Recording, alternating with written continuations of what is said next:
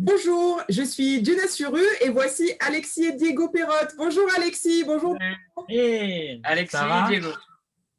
Alexis et Diego. Ouais. Alors, oui, j'allais demander, je vais être sûre de ne pas me tromper. Voilà, Alexis, Diego. Et alors, ce qui est assez rigolo, Alexis et Diego, c'est que finalement, on est dans la même ville, n'est-ce pas? On est tous les trois à Paris, confinés. Tous les trois à Paris, mais confinés chez nous. Ouais, donc, voilà, c'est ça. On n'est pas Même dans ville, mais c'est un salon différent. même donc, ville, mais proche, mais lointain. Exactement. Vous avez de la chance d'être confinés ensemble, c'est déjà super. C'est important de pouvoir se soutenir dans ces moments. Et puis surtout, encore plus, parce que vous présentez votre film Skitos au festival. Est-ce que vous pouvez nous raconter l'histoire de Skitos et pourquoi vous avez fait ce film? L'histoire de Skitos. Et ben, l'histoire de Skitos, c'est l'histoire tout à fait banale d'un jeune couple, D'un vieux non, couple. d'un vieux couple. Excuse-moi. J'adore le lapsus. Ils sont J'adore. Plus très jeune. Oui, moi jeune. D'un vieux couple américain, voilà, qui font leur vie, qui vivent dans le désert américain, voilà. Et, au fil du film, il va se passer quelque chose qui vont leur tomber dessus complètement par hasard et, euh, et voilà. Et après, hop. Et après, qui va bouleverser toute leur vie, quoi. Leur petite routine Leur quotidienne. quotidien, leur vie et, ouais, voilà. Et donc Super. J'ai beaucoup aimé ce moment, notre jury aussi, justement ce moment au début où finalement il y a une introduction, on voit bien ce couple, ça se passe aux États-Unis pour ceux qui nous regardent et qui n'ont pas encore vu le film, et on voit bien qu'ils sont vraiment dans une routine, un petit peu peut-être comme nous on était dans une routine aussi avant la pandémie, et puis là tout d'un coup il y a quelque chose qui leur tombe dessus, on ne va pas raconter ce que c'est pour pas spoiler, mais on voit à quel point finalement de cette routine, on peut tirer des messages importants. Et justement, votre film a déjà été dans beaucoup de festivals. Comment est-ce que vous l'avez vu grandir à travers ces différents festivals? Il a été projeté, n'est-ce pas, vraiment dans pas mal de festivals dans le monde entier, on en reparlait. Comment est-ce que vous l'avez vu évoluer pendant ces derniers mois? Bah, c'est intéressant, il a beaucoup évolué pendant ces derniers mois, parce que le premier festival auquel on l'a mis, c'était il y a un an et demi maintenant. Ouais. C'était il y a à peu près un an et demi, donc ça passe assez vite. Au fur et à mesure de ces un an et demi, le festival, le film a été sélectionné dans plus d'une trentaine de festivals à peu près. Bravo, Et, c'est génial. et il a eu plus d'une trentaine de prix aussi. Donc ça, c'était C'est génial. Bien. c'est un doublon qui est cool. Oui, oui, j'ai vu sur vos réseaux sociaux, il y avait des belles cérémonies en virtuel, mais en live. C'était Ouais, ouais. le succès qu'a eu votre film tout au long de ces mois. En plus, on a l'impression que ça ne s'est pas du tout arrêté. Ça s'est pas arrêté, non, c'était continuel et c'est ça qui était super intéressant. Donc du coup, dans cette durée, on a vu vraiment le film prendre de la valeur et même s'étoffer en termes de messages en fait et ouais, de point de vue parce que c'était une période assez durant ces un an, ces 2 ans et un an et demi, il y a eu beaucoup de choses qui se sont passées, même dans l'actualité. Comme c'est un film qui parle aussi d'un événement de l'actualité, il y a un aspect de météo, climat. de dérèglement climatique en fait. Et dans ces 2 dernières années, il y a eu beaucoup de changements par rapport à ça. Il y a eu les trucs de Trump, enfin l'ère Trump qui a sévi et après qui s'est terminé plus récemment, et pour passer à quelque chose de plus démocratique. Et Oui, puis, je crois qu'on peut le dire, oui. ouais, ouais. Et c'est drôle de voir le film changer en fait, parce que un peu ce qui est dans ce film en fait, et ça on s'en est rendu compte un peu plus tard quand les gens l'ont vu et nous ont donné leur opinion par rapport à ça, leur ressenti. Et ils ont vraiment vu le film comme une espèce de comme un tableau de l'Amérique de Trump, euh, c'est un peu ce qu'ils nous ont dit les gens, c'est la vie d'un couple, d'un vieux couple de partisans de Trump qui se font attaquer par leur propre attaque en fait, parce que dans le contexte de ces années-là. Il y a Trump qui s'est enlevé des accords des climats de Paris, des trucs super importants pour le climat. Il s'est enlevé de l'OMS, enfin plein de trucs. Il s'est enlevé de partout en fait. Il s'est enlevé de tous les trucs qui étaient importants. Il s'est retiré pour un peu pour fermer cette Amérique. Et c'est quelque chose qui ressort vachement dans ce film au final et qui n'était pas forcément là au début. Et c'est ça qui est intéressant parce que nous, dans le moment où on a écrit ce film, c'est il y a 3 ans maintenant. Il n'y avait pas tout ça. Il n'y avait pas tout ça. C'est il y avait un peu cette vague un peu de panique, mais il n'y avait pas ce côté vraiment. On n'était pas dans le concret, dans les faits. Trump, il n'était pas encore en train de s'en mettre partout, tu vois. Et on n'avait pas pensé à ça du tout quand on a écrit et quand on a tourné le film, même quand on l'a monté, voilà. Et c'est vraiment, c'est arrivé après, comme un espèce un truc inconscient qui y avait là dans nos têtes à tous, parce que tout ce qui arrive aux États-Unis, ça arrive à peu près partout dans le monde, ça fait des impacts dans le monde entier en fait. Et c'est comme une idée inconsciente qu'on avait tous de ce côté tragique de cette Amérique qui s'enferme et qui est reclus et du coup qui crée des dérèglements dans le monde en fait, parce que ce film, ça parle aussi d'un événement, c'est quelque chose qui arrive de par des événements climatiques. Et c'est pour ça il y a une sorte d'effet papillon en fait, qui à chaque festival et à chaque fois que le temps passe, et plus le temps passe, plus le message du film s'étoffe et se construit de plus en plus en fait. Oui, c'est ça qui est intéressant. Dire, oui. Surtout en ce moment, avec la pandémie, on voit l'importance de prioriser certaines choses comme la santé, l'environnement. La santé, c'est ça qui est drôle et c'est ça qui est assez amusant parce que les dernières personnes à qui on a montré notre film, c'était nos cousins. Voilà, pour une petite info. Et en fait, c'était il y a quelques semaines, il y a 2 semaines. Et ils ont aussi trouvé une interprétation au film qu'on n'avait pas avant et qu'on n'avait pas eu, qui était ce côté de Covid, en fait. C'est un peu la même chose avec les personnes âgées qui sont tranquilles dans leur quotidien, qui sont enfermées chez eux. Là, dans notre film, ils sont enfermés dans le désert parce que c'est un huis clos dans le désert, si tu veux. Et voilà, il y a une sorte de virus, il y a un truc qui leur tombe comme ça qui tombe sur eux du jour au lendemain, qui ne s'explique pas, qui tombe sur eux et qui a un vrai impact sur ces gens-là. Et c'est le truc, c'est les premières personnes qui sont attaquées, c'est les personnes âgées. Ça attaque les plus faibles. En fait, et c'est pareil dans notre film. C'est les personnes qui y passent, c'est les personnes âgées, et c'est un peu la même chose. Il y a cette idée dans notre film d'un vieux couple qui est âgé, il y a personne autour, qui sont seuls, isolés, qui sont confinés chez eux dans leur désert, et il va leur arriver un truc qui n'est pas du tout le Covid ou un virus, mais qui est un peu dans l'idée, un peu la même symbolique, et en fait qui les atteint et les touche en premier en fait, tu vois, et c'est les plus fragiles.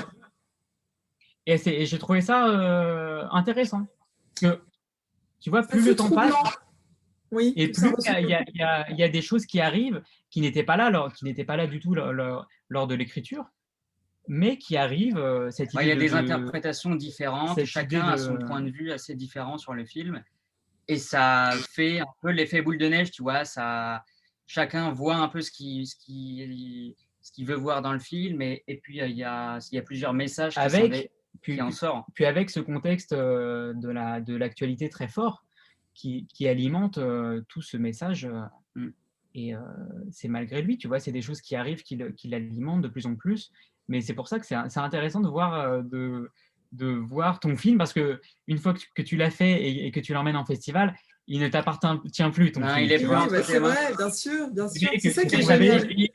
C'est ton bébé c'est ça, c'est ton bébé que tu lâches à la nature, et après tu as les gens qui le découvrent et tout, et c'est intéressant de voir à quel point le petit bébé grandit. Oui, puis surtout avec un film qui est qui a un court-métrage assez riche. Et c'est vrai qu'il y a un parallèle très troublant. Encore une fois, on ne va pas spoiler, mais il faut que pour ceux qui nous regardent, qu'ils aillent vite dans le cinéma virtuel pour regarder. Mais il y a un vrai parallèle avec quelque chose voilà, au début, on essaie de faire avec, puis on se rend compte qu'en fait, non, c'est grave et c'est très intéressant. Et alors, justement, cette chose inconsciente que finalement s'est développée et a mûri à travers votre film Skittles et les festivals où il a été présenté, d'où est-ce que ça vous vient? Est-ce que c'est des inspirations qui viennent de films que vous avez vus, de vos voyages aux États-Unis? Comment ça s'est développé? Le projet en entier ou le film, ou l'idée du scénario Déjà, il y a quelque chose de très intéressant, c'est que vous êtes frères, c'est bien ça, et vous avez tous les deux écrit et réalisé ce film. Alors, comment ça s'est passé, cette collaboration, et le moment où vous vous êtes dit, allez, on va faire ce film Skittles? Tout d'abord, ce film-là, c'est une idée d'Alexis qu'il a eue. C'était en sortant d'une soirée. C'est assez drôle. Il y a toujours des bonnes idées qui sortent des soirées. Il y avait de l'alcool, il y avait de machin, donc il sortait d'une soirée. Les meilleures idées sortent des soirées, en fait. C'est ça le truc. Il avait un peu fumé dans la soirée, tu vois. Tu vois, c'est ce genre de soirée-là. Je suis rentré chez moi et puis c'était l'été.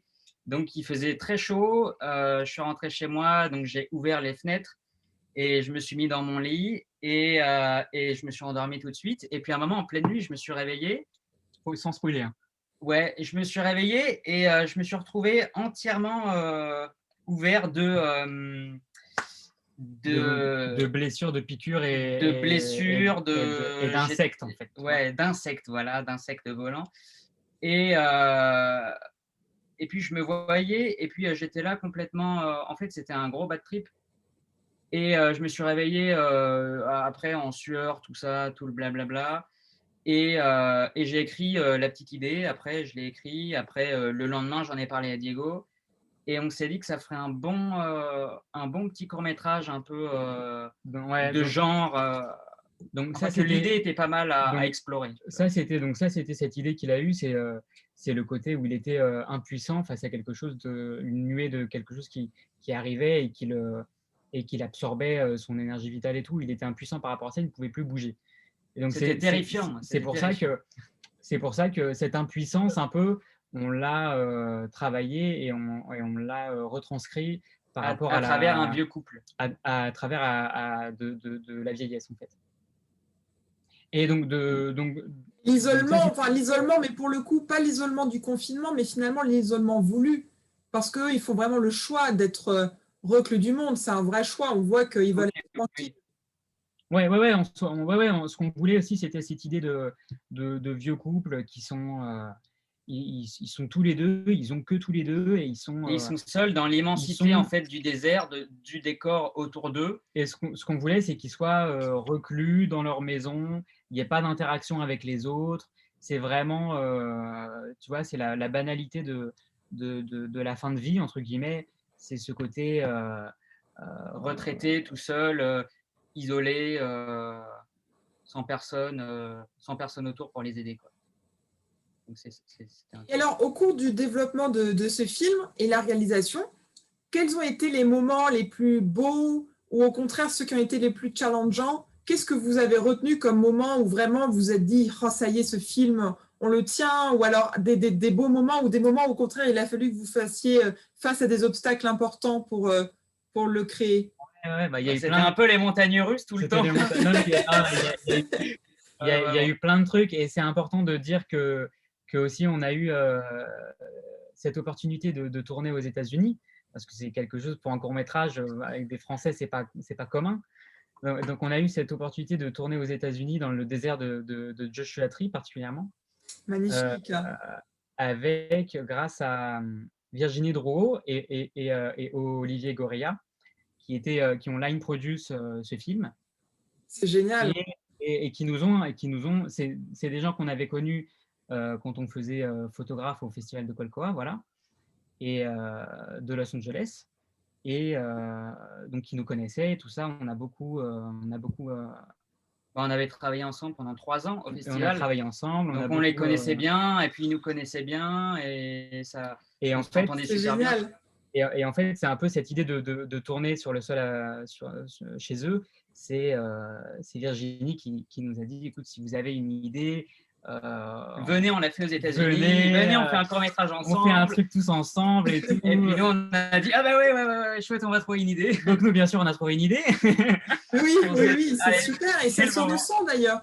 On ressent vraiment cette âme assez américaine, même à travers le lieu, ce désert, le décor, même l'ambiance. Ouais. Puis nous, on a beaucoup tout le cinéma qu'on aime. Nous, c'est le cinéma des années 70, 80, 90, des cinémas de genre américain. Le cinéma même. Donc, nous, on a beaucoup des grosses refs de cinéma américain. Comme qui, par exemple, alors? Eh ben, il y avait le cinéma italien. Il y avait aussi beaucoup de Joe Leone, qu'on adore. Et un peu ce côté pour le désert, tout ça, on s'en est beaucoup inspiré. Et pour le cinéma ça se sent un peu, oui. On retrouve cette inspiration. John Carpenter. John Carpenter, beaucoup. Pour ce côté, il fait beaucoup aussi dans un cinéma où il isole ses personnages à chaque fois, toujours. Il y a un vrai côté très où il les isole, par exemple dans The Thing, il les isole dans un glacier en Antarctique, ils sont tout seuls. Les personnages sont isolés. Dans le New York 97, ils sont aussi. Ils sont dans un New York vraiment emprisonnés, reclus. Et dans Assaut aussi, tu vois, ils sont toujours. Et donc, il y a toujours dans son univers quelque chose où il enferme ses personnages dans. Il y a toujours ce thème de l'isolement. Il y a cette contrainte. Ouais, c'est ça. Donc ça, on s'en est beaucoup inspiré. Et puis, il y a Cronenberg aussi, pas mal de Cronenberg. Ouais, pour ce côté un peu. Ce côté étrange, un peu horreur, un peu. Une chose qui te tombe sur le coin de la gueule et qui tu vois pas venir et qui te déforme, avec une fin horrible à chaque fois. Qui t'atteint sur le physique en fait. Parce que même quand dans notre film, il y a une évolution physique avec ce qui lui arrive, tu vois. Donc, il y a des déformations de la peau, ce genre de trucs, ce qui nous inspire beaucoup. Et qui en avait d'autres principalement? C'était vraiment nos trois principaux. Les trois principales rêves, c'était Cronenberg, c'était Carpenter et Leone pour ce côté. Ce côté désert, ce côté un peu lent. Ce côté scope, en fait. Vieux couple, parce qu'on s'est dit que si on tourne dans le désert, il faut qu'on ait ce format vrai scope avec des objectifs anamorphiques et tout. Avoir un vrai, tu vois, ce côté vraiment large du décor, il faut qu'on s'en serve, en fait. Et ce qui est assez amusant, c'est que quand on voit le film, on sait pas non plus, c'est pas comme si c'était des touristes qui ont fait des plans sur le paysage, tu vois. Il y a pas vraiment non plus de paysage dans ce film, en fait. C'est ça qui est assez amusant. Le désert, tu le sens, mais un peu en arrière-plan. On est dans le personnage principal. On est dans le désert, on y est, c'est le contexte et tout, mais il n'y a pas si tu veux, de plan très américain où on voit vraiment où il y a vraiment les lignes du désert et tout ce paysage-là. Et ça, c'est pas quelque chose qu'on a utilisé parce que on voulait pas que ça soit non plus. C'était pas ce qui nous intéressait de filmer le désert. Il y a un côté très intime en fait dans cette histoire, et on voulait garder ce côté intime où on voulait que la caméra en fait ne s'éloigne pas trop de la caravane, qui est leur maison. Oui. D'où le fait qu'on n'est pas dans le succès de votre film, je trouve, parce que finalement vous vous recentrez vraiment sur ce qui leur arrive. Et justement, ils sont isolés, il leur arrive un gros problème, donc ça ajoute beaucoup à la pression et à leur histoire, à eux, et à leur renfermement. On voit qu'ils sont assez renfermés sur eux-mêmes. Ouais, c'est ça. Puis plus le film, ça commence assez large, tu vois. On présente le dessert, le désert. Le dessert. On présente le dessert. Le bon dessert. Et ça compte de manière assez large, en fait. Et plus le film passe, plus le cadre se resserre et plus on est sur eux, sur ce qui leur arrive, et jusqu'à ce que ça se termine. C'est génial. Donc voilà, il y avait un vrai côté intime.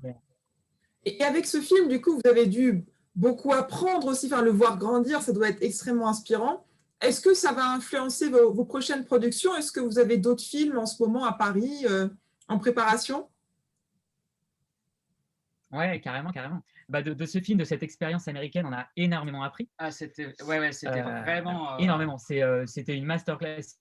C'était tous les jours une C'était masterclass. des cours en direct tous les jours, en fait. Et c'était pendant 6 mois des masterclass parce que la prépa, la pré-production et tout ça, ça a duré 6 mois en tout. Et on a énormément appris de tout ça. On a travaillé avec pas mal avec un chef-op qui est reconnu.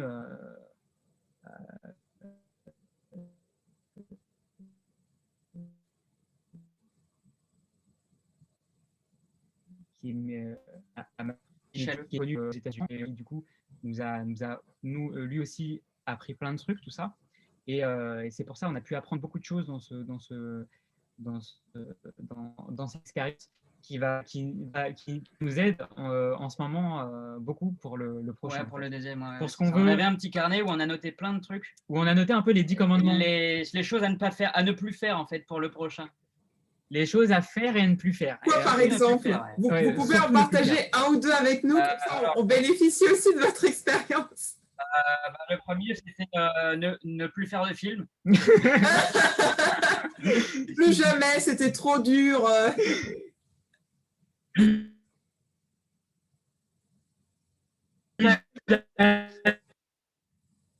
Mais qu'est-ce qu'on. Je vais pour trouver un truc un peu plus général, qu'est-ce qu'il y avait Déjà, faire des films en France, c'est bien. Oui, c'est vrai.